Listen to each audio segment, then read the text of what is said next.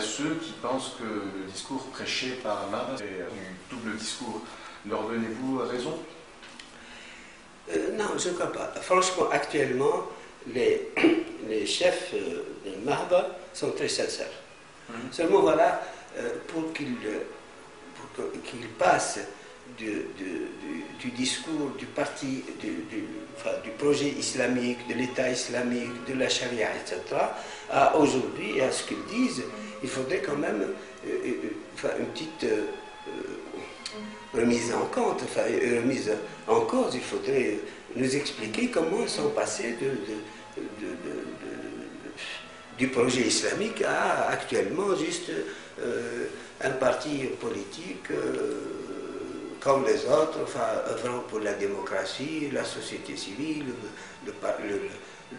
l'État. Non, c'est pas ça. Moi, il me semble qu'intellectuellement, il y a un petit vide qu'il faut combler, c'est tout. D'accord. Donc, pas de double discours, pas de procès d'intention. Non, je crois qu'actuellement, ils ont compris. Écoutez, il y a longtemps qu'ils ont compris, mais il a fallu du temps pour qu'ils se décident. Je me souviens très bien de quelqu'un qui a été un précurseur dans ce domaine-là, c'était Salah Karka. Je me souviens de ce qu'il écrivait dans les années 2000. C'était des appels à ses frères de combat, etc., d'abandonner tout ce qu'ils, tous leurs projets islamistes, etc., de s'engager dans la vie tout simplement comme des musulmans, des croyants engagés dans la vie, dans la société, en politique. Bon, le gros des Nahda sont actuellement,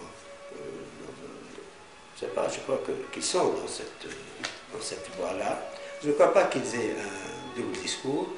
Ils ont compris qu'ils ne peuvent jamais arriver au pouvoir avec leur projet. Donc, ils sont engagés.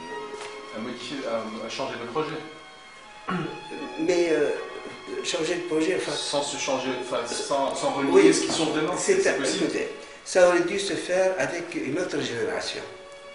Moi, j'estime que tous les gens, tous les dirigeants de Nahda qui ont engagé toute une jeunesse dans le combat pour c'est pas l'État islamique, c'était ça dans les années 80, il faut revenir à leur littérature. Et ils les ont engagés, ils ont été réprimés, bien sûr, pour cela. Ce sont eux qui ont fait la prison, qui ont été torturés, etc.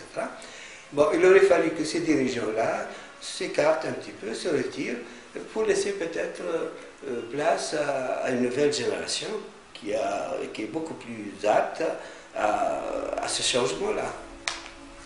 D'accord. Une littérature, est-ce que vous êtes d'accord pour qualifier cette littérature de salafiste? Ah oui, à l'époque, Nahda, c'était les salafistes d'aujourd'hui. D'accord. Et justement, que faire? Je voulais justement vous amener à cela. Que faire justement des salafistes aujourd'hui dont les agissements hypothèquent sérieusement la cohésion nationale? Même si, on peut s'en douter, il y a un peu d'exagération dans l'air, dans ce qu'on raconte ici et là. Écoutez, puisque Nahda a la majorité, maintenant, c'est elle qui va gouverner, c'est elle qui va gérer cette affaire-là. C'est un dossier. On verra, si elle ne va pas le gérer un jour comme l'avait fait Ben Ali avec elle, avec Nahda. Ahmed Benna, vous vous apprêtez à publier un livre dont le titre est 1987-2011, La faute et le crime, et dont la thèse principale, c'est que les islamistes, en tentant de confisquer le pouvoir en 91, ont provoqué la vague de répression qui s'est abattue sur la Tunisie. Seulement voilà, d'autres peuvent vous rétorquer que d'un côté, les membres du mouvement islamiste étaient menacés d'élimination physique à cette époque, et que d'un autre côté, les prémices de cette répression étaient déjà présentes, étaient déjà là, avant même cette deuxième tentative de coup d'État. J'ai vécu ça de très près. Il n'y avait pas de répression. La répression a commencé au milieu de 90. C'était le début de l'application du projet de Nahda. Ça a commencé avec l'occupation du Koweït par l'armée irakienne, et ça a été l'occasion pour les Nahdaouis engager leurs troupes dans la contestation. C'était les élèves, c'était les étudiants, etc., qui faisaient des manifestations, parfois très musclées, soi-disant pour soutenir l'Irak. Mais ce n'était pas ça. C'était le début d'un processus qui devrait conduire à la fin de l'année 90, début 91, à la déstabilisation de l'État. Bon, je dis ça en 2 mots, mais c'est quand même un travail de recherche, un travail qui m'a coûté quelques années.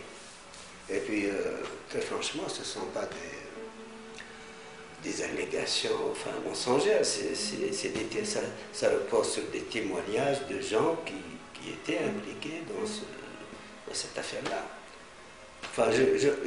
Je veux juste dire ceci, ça c'est de l'histoire. Pour moi, entre 91 et 2011, c'est 20 ans. Ça c'est de l'histoire. C'est une page qu'il faut lire et puis peut-être l'oublier. En tout cas, il faut la lire.